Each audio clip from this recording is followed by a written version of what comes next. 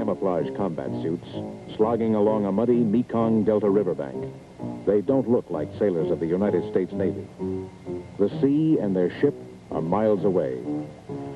Yet Navy men they are.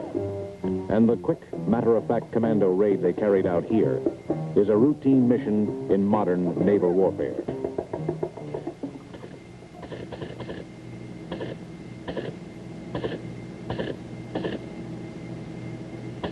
Commandos and computers. In today's Navy, there is a connection.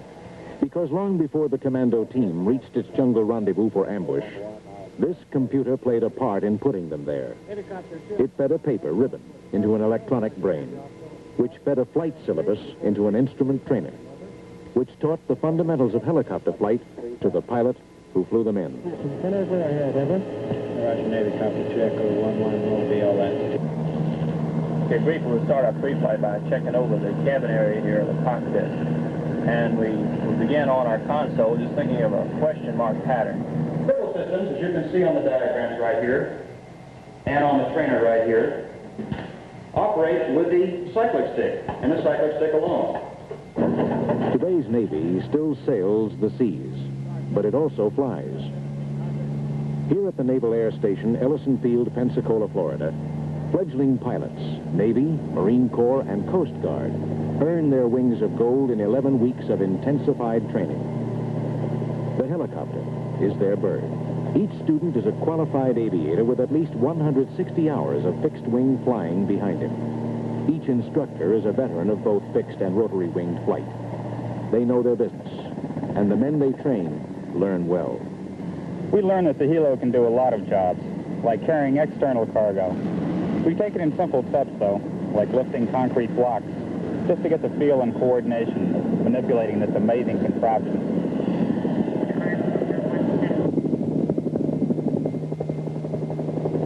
I'll never forget that first vertical landing. It's almost like gliding down in a parachute, except you're in the driver's seat. And doing my square patterns, a few feet above the ground. It takes a lot of concentration and coordination to fly that close to the deck.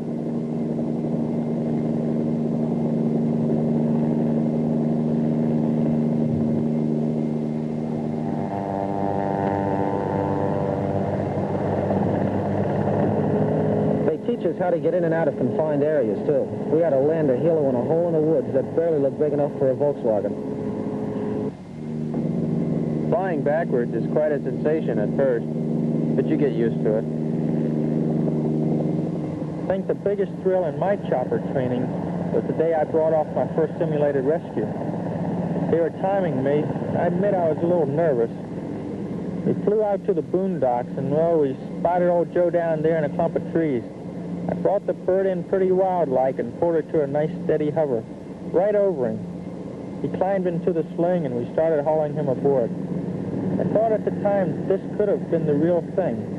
In that case, I'd really be saving a buddy's life. It made me kind of glad that I had chosen helicopter driving for my Navy career. The real thing is not far off. From Ellison, these men will fan out to other bases, Marine and Navy alike, where they will join an operational squadron and put their new skills to the test in a specialized helicopter mission. When you report to your respective commands, you will be assigned diverse and demanding tasks and also expected to rapidly acquire skills in new and more complex aircraft. The helicopter field is still in the growth stage, and the future for a young man fortunate enough to enjoy training in this type of aviation is virtually unlimited. But whatever your decision regarding a military versus a civilian career, the next few years as members of the Naval Aviation team will be among the most vivid and rewarding in your life. You've worked hard to get here. I wish you smooth sailing and lots of luck. Moored in the ocean's depths, an explosive mine awaits an unsuspecting prey. In World War II, mine warfare became a prime strategy in the naval operations of the Allied and Axis powers.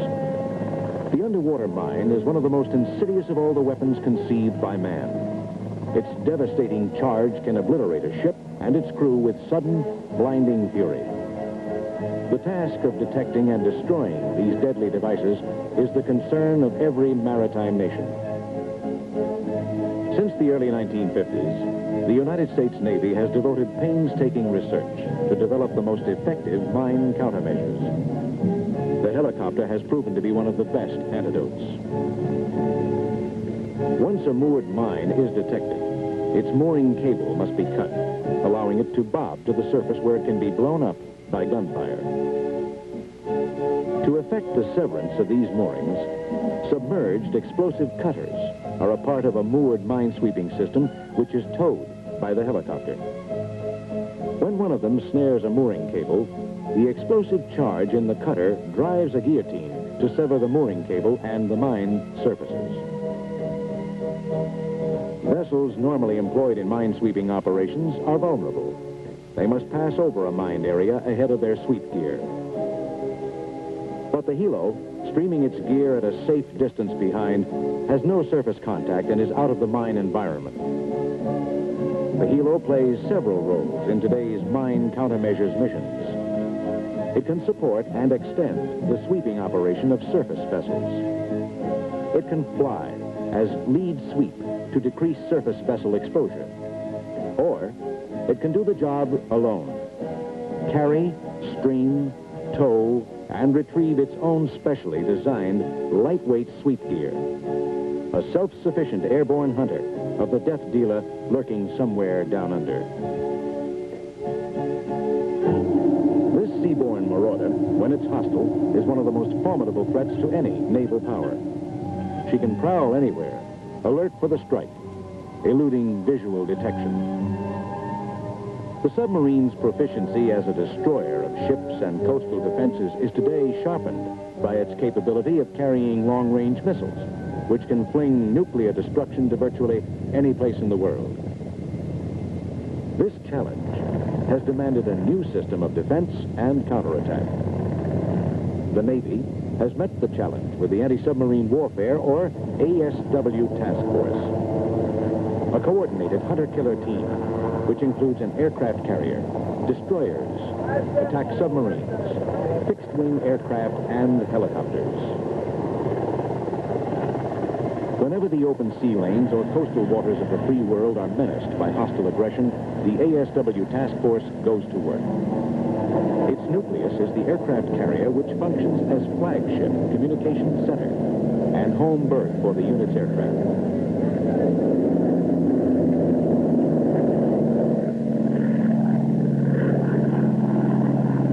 Again, the helicopter is assigned a variety of duties. When a tanker hauls alongside the mothership to pump fuel aboard and transfer any necessary supplies or personnel, a chopper flies watchfully behind. The Navy calls it angel duty. In a rough sea and high winds, this operation of underway replenishment can be hazardous. A man could fall overboard. If he did, the angel is there to swoop down, pluck him from the sea, and return him safely to the deck. At sea, the unexpected is the order of the day, and careful maintenance of the fleet's aircraft keeps them in round-the-clock readiness for any emergency or routine call to action.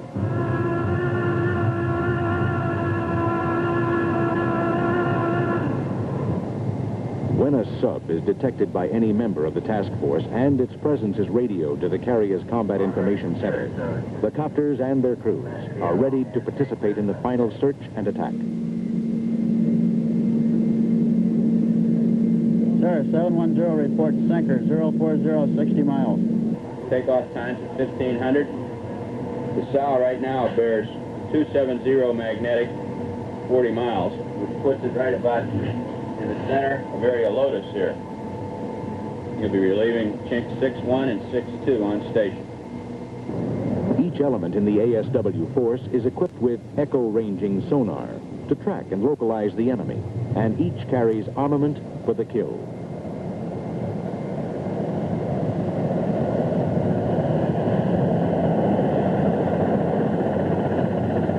Helicopters, with their unique ability to hover and lower their sonar sensors below the water's surface, are particularly effective team members in the final pursuit when the target is pinpointed for the attack.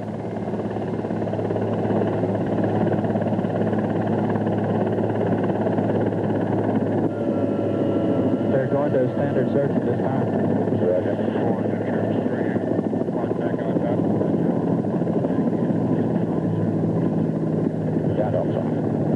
officer, down low. Okay, sonar, your target should be about 250, 500 yards or so. Hold sonar contact, bearing 325, range 630. Sonar contact, line number 325, break 5 answer. That's good. Sonar buoy contact 045, 3,000 yards from the kingpin. Ever ready control, this is Chink 55 to you for a drink. Chink 55. Often, this sea and air fox and hounds chase can take the task force's aircraft far from their carrier and their source of fuel. To the helo, this poses no problem. If one needs to refuel, it can dart to the nearest destroyer, take its drink while hovering, and return to station and completion of the mission. I'm Tom Dawson, returning to station. Roger, Chink 55, ever ready out.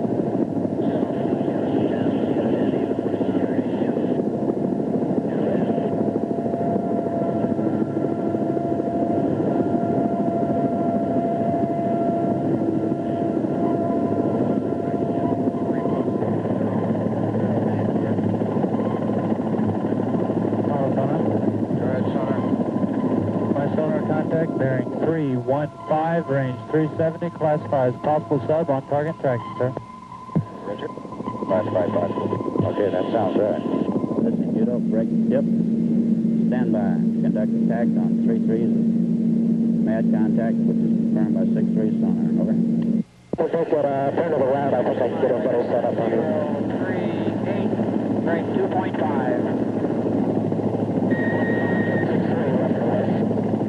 Roger, anything. Spirit, you look good.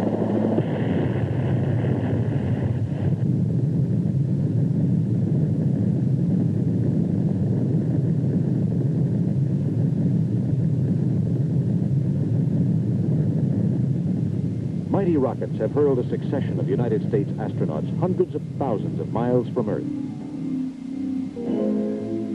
Has thrust them to the moon with promises of space probes in this century to other planets in our galaxy. These vaulting space safaris into the unknown have made science fiction a fact in our time, taking man at speeds and to altitudes that were but dreams to past generations. In the exploration of the universe, they also serve to fly low and slow. The helicopter does its part, too.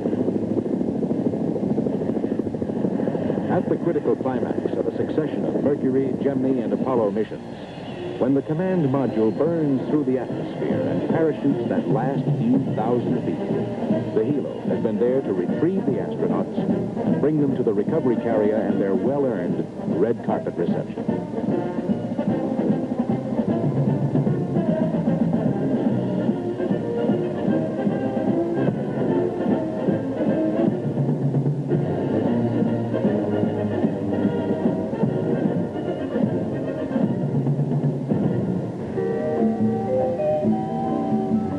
Is the Navy's busiest aerial taxi, not only for VIP space explorers, but for any officer or enlisted man who has a need to go from ship to ship or from ship to shore.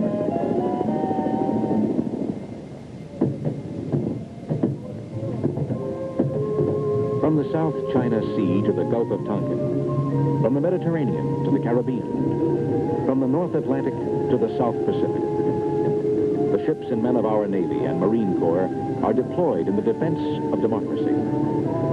Combat vessels, troop transports, aircraft carriers, intelligence ships.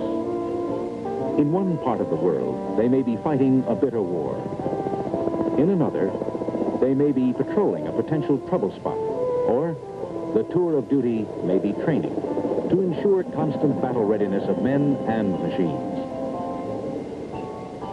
This vast armada, ranging the open seas to all points of the compass, requires an endless supply line of food, ammunition, medical supplies, mail, equipment, and other high-priority cargo. To the men, their ship or battle zone beachhead or jungle outpost is their home away from home. Beans and butts, the necessities and habits of a man must be served. Bullets and bandages, the realities of his hazardous job, too, must be served. In today's Navy, this task of supply and resupply is carried out by one of the most efficient cargo transport systems in the world. It's a system that pumps material in a never-ending flow over a far-flung network from mammoth dockside warehouses aboard supply ships, which rendezvous with the fleet, where the supplies are offloaded and flown to their final destination.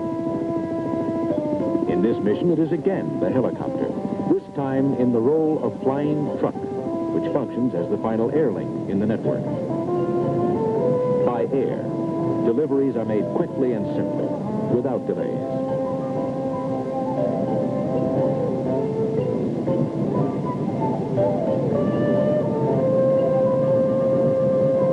Even that longed-for tie with family and loved ones, the letter from stateside, arrives sooner than it normally would.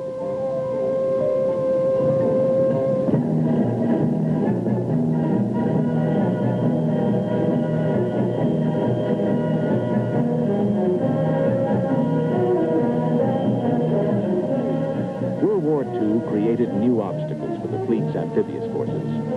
The beachhead assault was one. And from these obstacles, new techniques were spawned.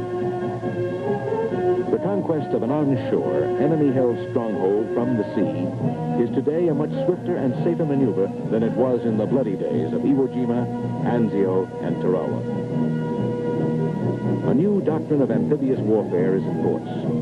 It has evolved out of the lessons learned from history and forged in the heat of former defeats and victories. It is a doctrine that uses new technology, new tactics, and bold innovation, with a better chance of victory and the protection of human life.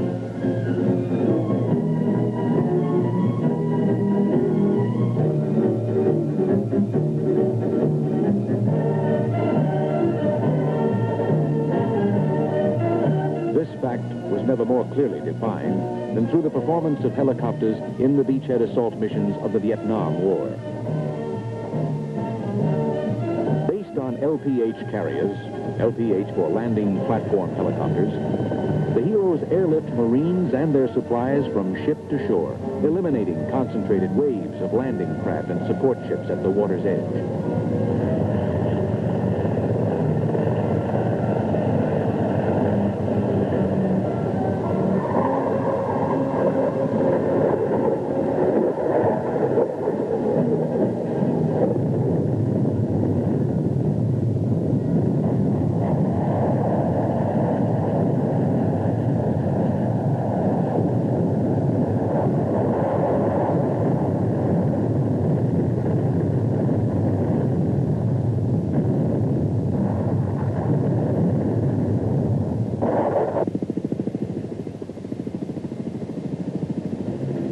Helicopter-borne troops are not exposed to the vagaries of beach conditions and shore defenses.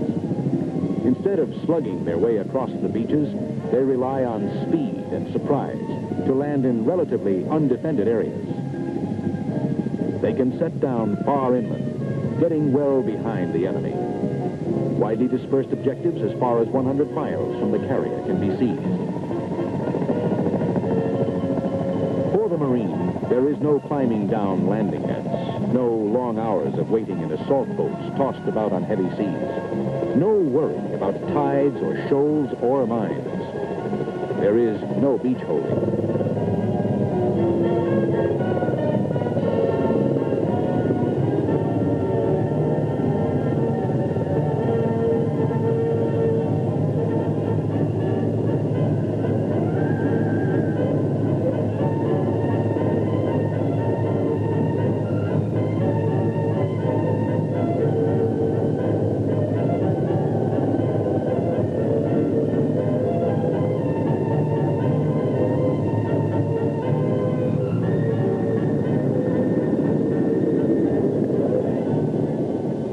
Helicopter eye view of the countryside gives the troops a rare visual introduction to the terrain they will be operating on. The Marines disembark fresh and are ready for action. The units are organizationally intact and able to operate immediately as a team. They have come ashore 10 times as fast as would have been possible by assault boat or amphibious vehicle.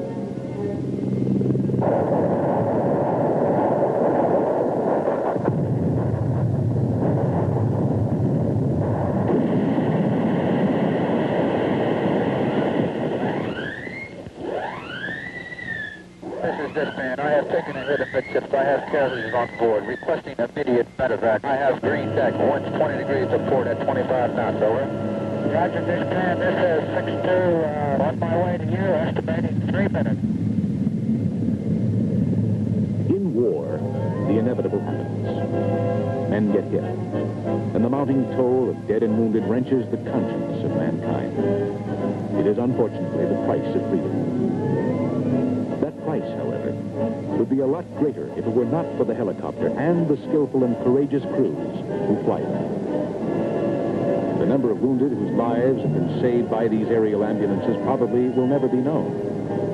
But for the sailor who lives today because he was swiftly airborne to medical station or operating room by the ever-present helo, the number isn't important. It is enough for him to know that he is one of them.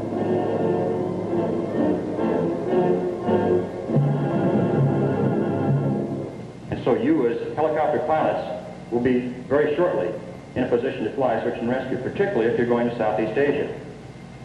I have a tape that we'll play at this time describing in detail an actual rescue event. Mayday, mayday, mayday.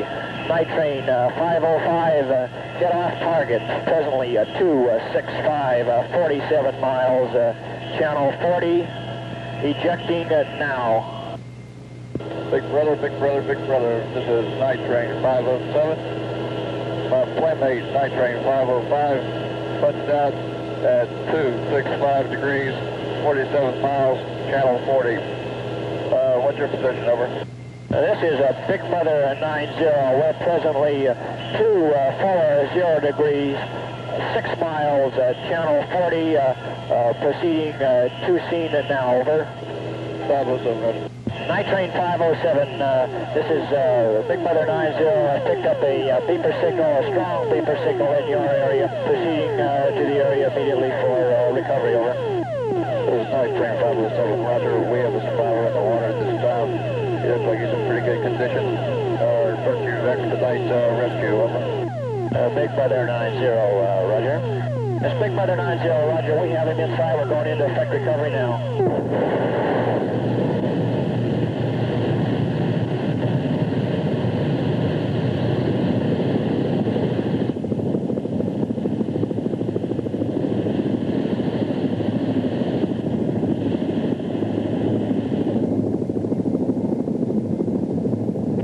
Send your swimmer out anytime. Roger. Here he goes. Roger.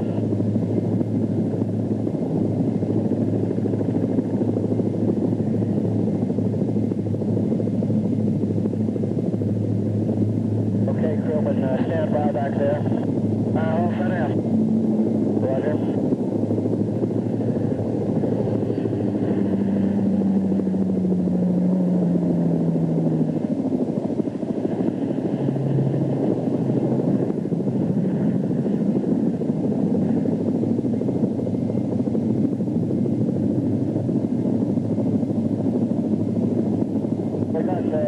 Survivor in the aircraft, what does he look like back there? He's all right.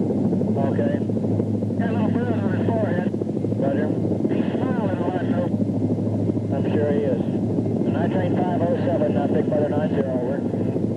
This is Night train 507. There is the story about a man, then in high command, who told a government committee in 1940 that he questioned how the Navy would ever find any practical use for the helicopter.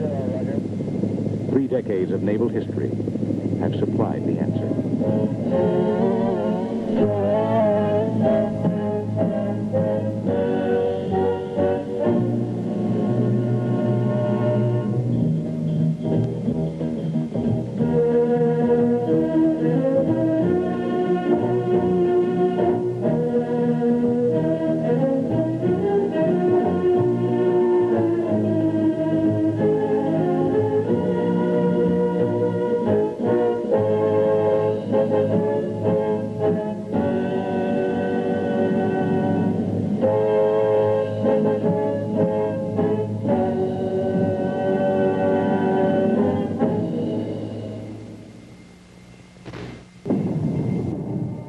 Plenty of it. And highly skilled soldiers trained to make full use of their abilities. But the modern Army must possess another all-important quality, mobility, and plenty of that, too. In recent Army Field Forces exercises held by the 6th Helicopter Transportation Company and a battalion of the famed 82nd Airborne Division, the battalion commander flies ahead in his Bird Dog Army aircraft to reconnoiter a river which his troops are rapidly approaching. He carefully selects an assault site. The modern Army must be geared so that everything contributes to the continued and relentless forward movement of the basic element of the Army, the infantryman. In the exercises, we find the battalion moving forward rapidly against light aggressor resistance. As the attackers reach the riverbank, they set up a base of fire opposite the assault site.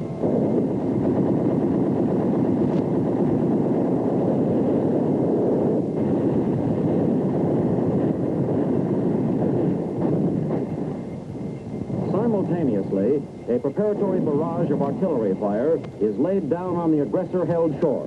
This is then followed up with a heavy curtain of smoke designed to screen the movement of the attacking troops at certain selected landing areas. This is the time for mobility, helicopter mobility.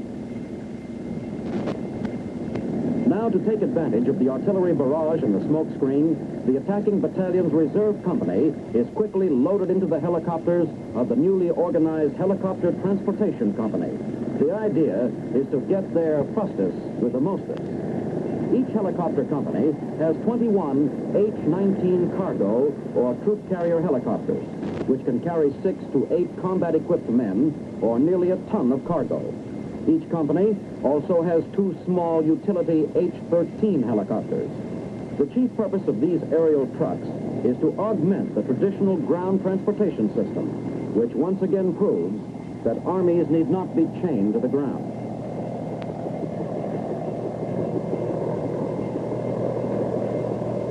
The battalion commander issues a cease-fire order when he observes that his assault company is riding the whirlybirds.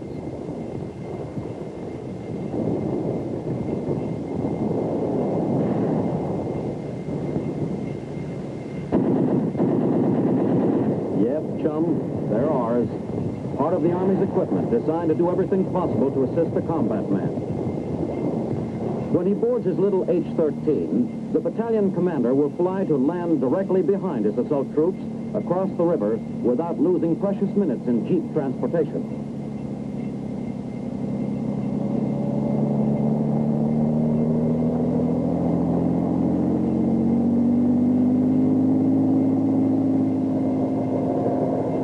Here they come.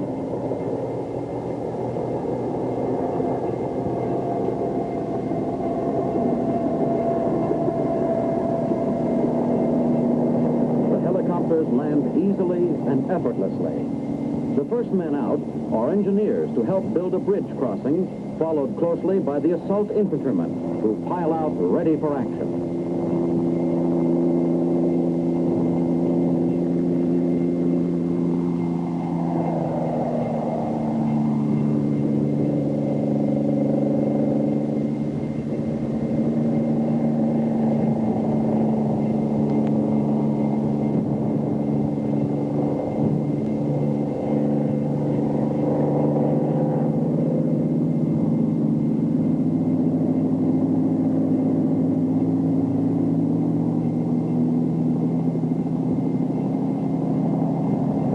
In 4 minutes, the entire assault company is landed and is fighting the aggressor forces.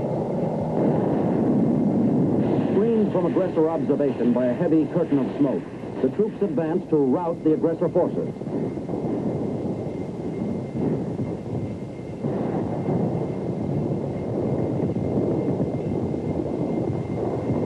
Artillerymen are landed to prepare to receive the guns which are being readied for delivery by the copters.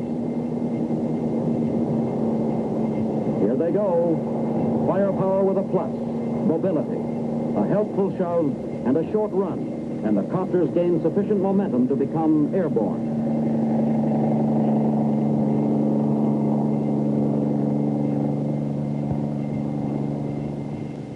Now, with the way prepared by the assault company, which has pushed the aggressor forces back, part of the battalion moves down to the riverbank. and prepares to cross. Casualties would be light, if any. The riverbank has been cleared of aggressor sniper fire.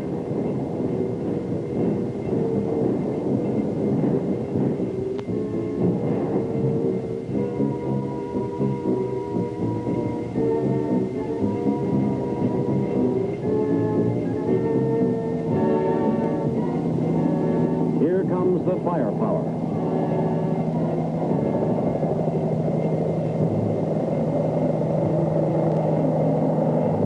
Easy does it.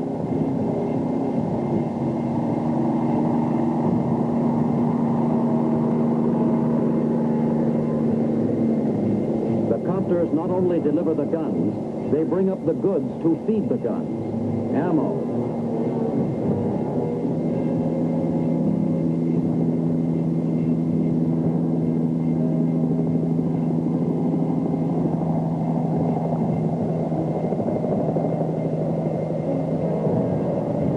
Special delivery, helicopter style.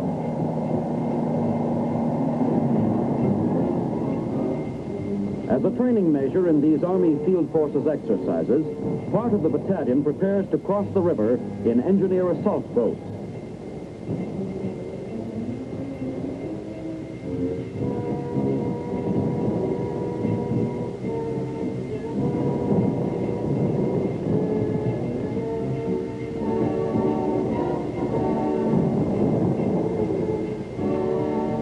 In the meantime, the copter-delivered engineers have helped build a footbridge across the river.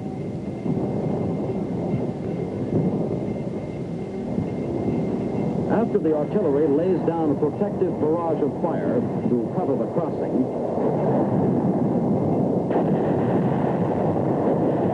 the troops cross over.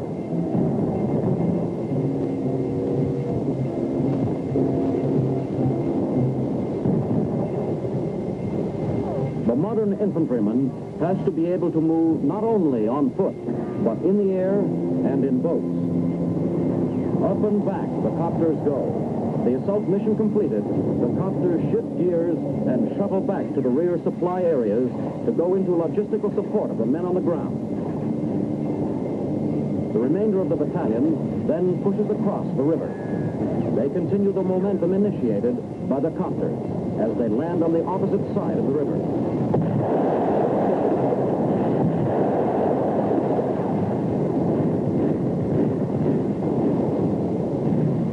Then they go rapidly forward in the advance to throw back the aggressor.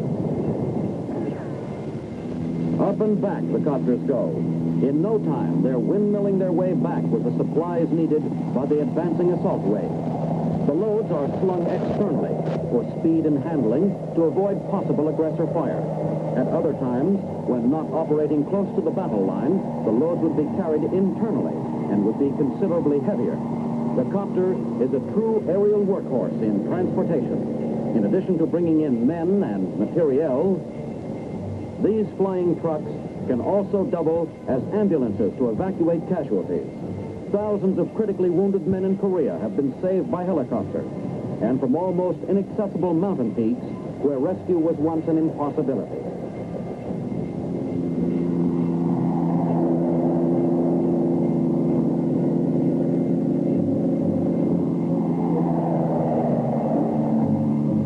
Now, the beachhead has been firmly established, this time with a heavier bridge which can support tanks, heavy artillery, and more men.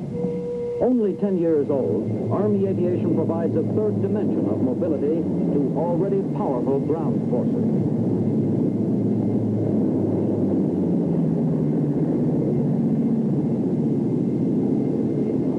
Slow, odd-looking, yes.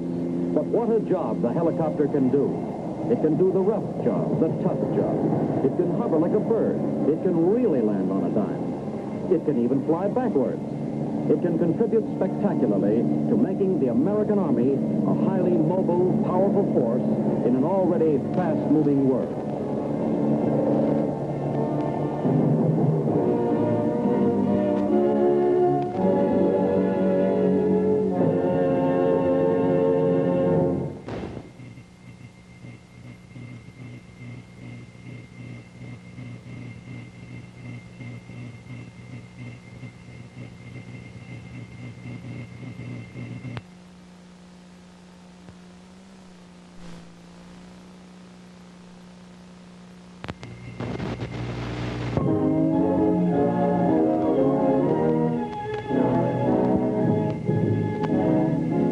Helicopters, the most versatile equipment to appear on the scene in recent years, are making possible new concepts in transportation for both military and civilian use. The helicopter has earned a place of importance in aviation because in small confined areas it can take off or land vertically. It can move forward. It can move sideways. In either direction.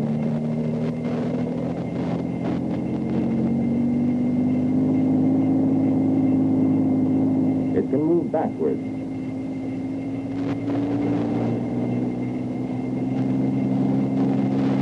And if the engine should fail in midair, it can make a safe emergency landing.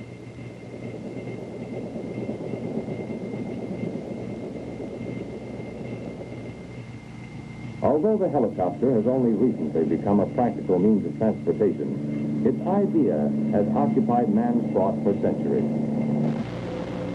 Leonardo da Vinci expressed his idea for a flying machine in the 15th century. Others followed da Vinci in dreaming of vertical flight for man. In 1783, a French scholar, Lannoy, and a French mechanic named Bienvenu demonstrated to the French Academy of Science a flying top made of feathers, sticks, and string, like this model you see here. It was the first heavier-than-air device ever to fly on its own power.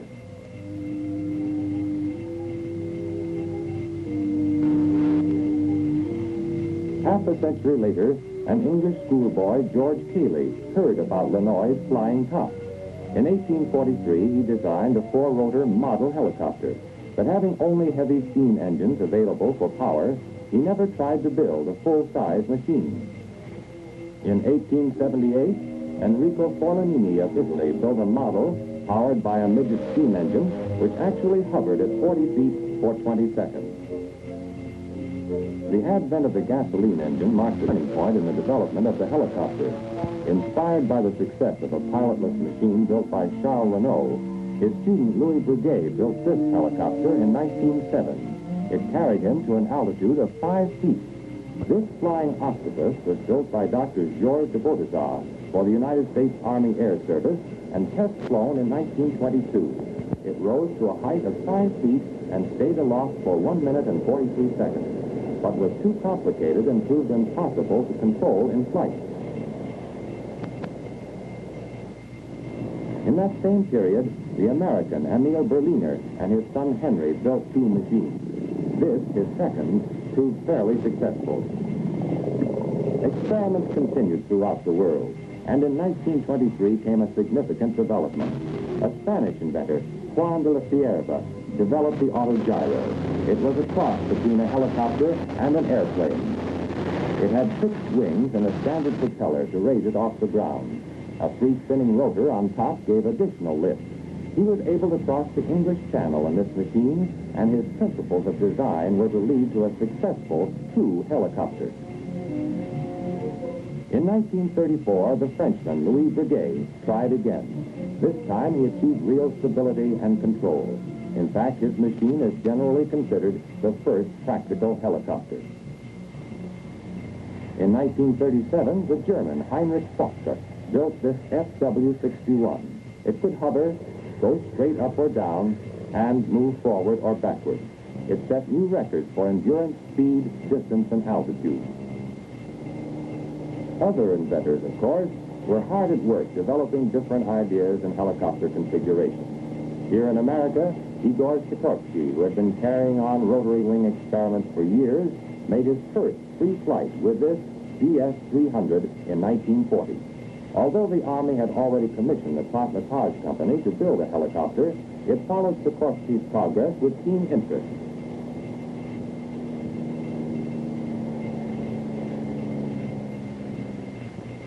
As a result of Sikorsky's success with the DS-300, that model was used as a prototype for the first helicopter designed for military use, the Sikorsky X-8-4. From this basic design came Sikorsky's later model, the H-19. Then later, the much larger and greatly improved H-34. Other designs by American inventors were being developed. In the late 1940s, 2 more models were accepted by the United States Army. One produced by Bell was the forerunner of this, H-13. The other was the H-23, manufactured by Hiller. Piasecki designed the H-25, a small, compact utility helicopter employing the principle of 2 rotors driven by a single engine. He also devised another tandem rotor machine, the H-21, known as the workhorse.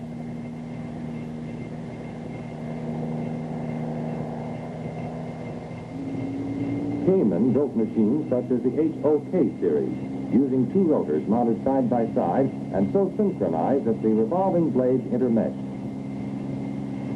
Even though these present helicopters are satisfactory, research continues to explore new fields. The search for a practical small helicopter has resulted in this experimental 2-place model powered by ram jets on the blade tip. In the one-man class is this simple, compact version of the conventional helicopter. Developed by Hiller, it has the advantage of being collapsible and easily carried. A distinct departure is the flying platform, with its rotor blades mounted on a frame under the pilot. Directional control is accomplished by the pilot's body movement. Seeking engines with higher horsepower and more efficient operation, designers have turned to turbine engines. One, designed by Lycoming, is used in this Cayman HOK.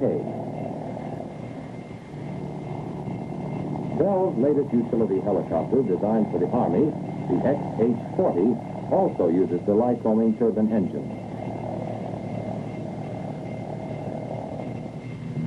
In reaching out for greater and greater capacity, Sikorsky uses 2 engines to drive one main rotor in the H-37. Although we have accomplished a great deal in the development of the helicopter, we have even more to accomplish in the future, and the task is not without its difficulties. Rotary wing was man's first idea of flight, but practical helicopters were not produced until long after fixed-wing craft filled the air. This was because helicopter pioneers had to solve so many additional problems. Consider some of the problems and the solutions which made rotary wing flight possible. Take a bird's-eye view of the 2 types, fixed-wing and rotary wing aircraft. There is a resemblance.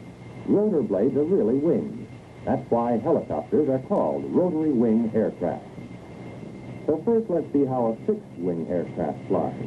Then go on to the helicopter.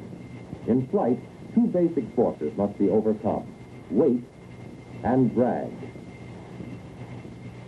The forces which overcome these 2 factors are lift and thrust in fixed-wing aircraft. Lift is obtained from the velocity of airflow over the airfoil or wing and is about equal to the square of the velocity. Thrust is obtained from the propeller, which drives the aircraft through the air. So the greater the thrust, the greater the velocity of the airflow, and the greater the lift.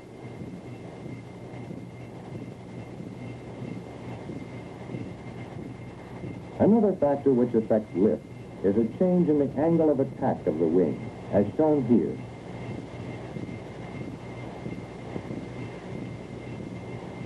The angle of attack is the angle formed between the chord line of the airfoil and the relative wind.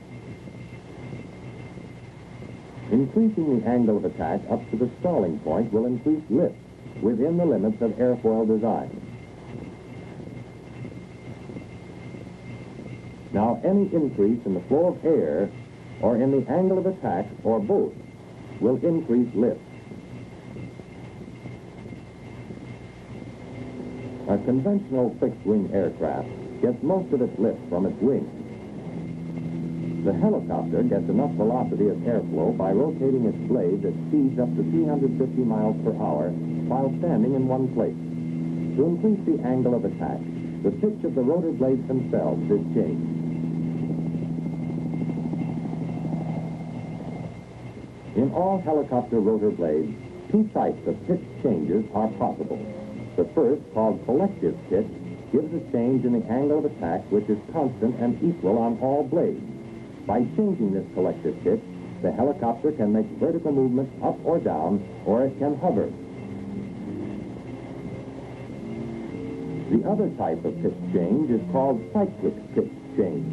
In it, the pitch or angle of attack of each separate blade is being constantly changed as it revolves. This means that during each revolution, there is a constantly changing increase and decrease of pitch put into each blade. One effect of this changing is to tilt the plane of the tip path in the direction of flight, causing the helicopter to move in the direction in which the rotor is tilted. One reason for cyclic pitch change is to overcome a dissymmetry of lift. This term, dissymmetry of lift, simply means the difference in lift between the advancing blade and the retreating blade in the rotor system in forward flight. However, the cyclic pitch change tends to balance out this difference. By decreasing lift on the advancing blade and increasing lift on the retreating blade, the symmetrical lift is restored, and the rotor system is balanced in flight. To fly forward, the rotor disc must be tipped forward. To do this, we introduce low pitch to the pilot's right. Following the laws of physics, the effect will take place 90 degrees later and will tend to tip the rotor disc directly to the front, where there is less lift. At the same time, rising pitch is applied at the pilot's left, and it takes place 90 degrees later directly behind. In actual operation, cyclic pitch is gradually changed throughout the rotation. But its effect is to tilt the rotor forward, making the helicopter move forward. This cyclic pitch change, applied independently to each blade in the rotor system, governs horizontal movement. Now there's another point to be considered in helicopter flight principles. The problem is that of torque. In most single-rotor helicopters, the blades turn counterclockwise. Under Newton's law of equal and opposite reactions, the force of the turning rotor tends to make the fuselage turn around the rotor axis in the opposite or clockwise direction. If there were no means of controlling torque, helicopter flight in any direction at all would be impossible. Torque, however, can be controlled by an anti-torque rotor mounted on the tail boom. By changing the pitch of these anti-torque rotor blades, the helicopter can be turned in any desired direction.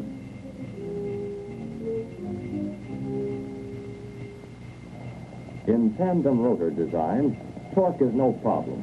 As the rotors turn in opposite directions, the torque of one cancels out the other. This is true if two rotors are mounted separately or if both are mounted on the same mast.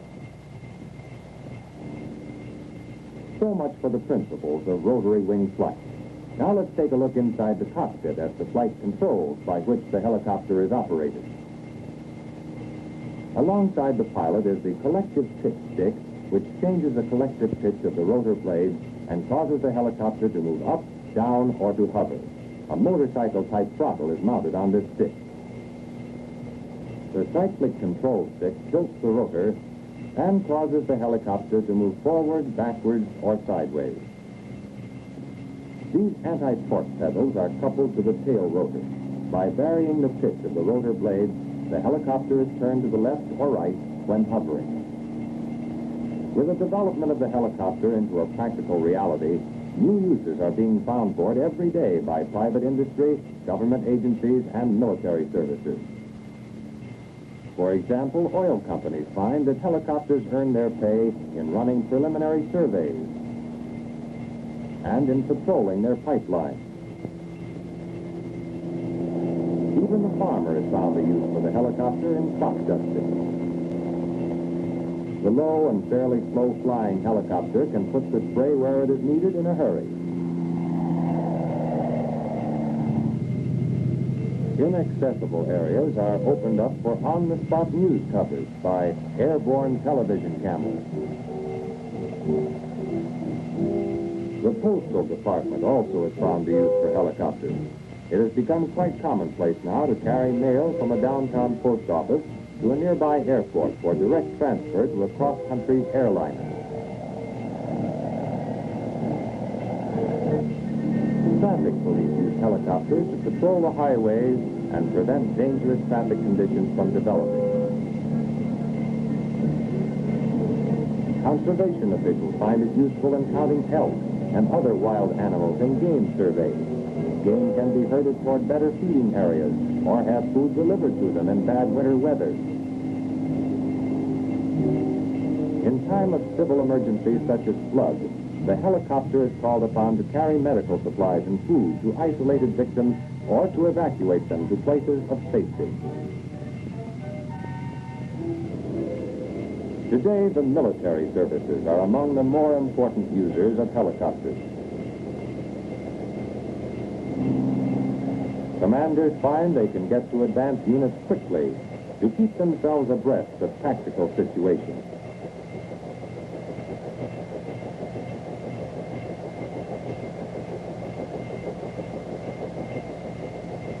Official messages and personal mail delivered from headquarters to isolated units can speed up communications and strengthen troop morale.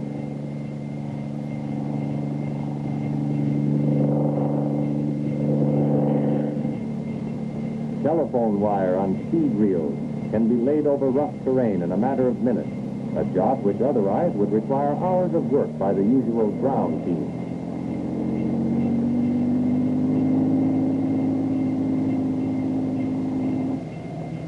March control is handled more efficiently when a helicopter is aloft to spot traffic delays and to find possible alternate routes. For artillery units firing at concealed targets, helicopters serve as mobile aerial platforms for the forward observers. Cargo transport craft can support military operations by delivering heavy equipment, such as artillery, or a quarter-ton truck, or even sections of a pontoon bridge. Combat troops isolated by difficult terrain conditions can receive quick delivery of ammunition, medical supplies, gasoline, or other needed equipment. During the Korean conflict, this machine gained respect from fighting men by its ability to evacuate wounded from battlefields under conditions in which other means of transportation were almost useless.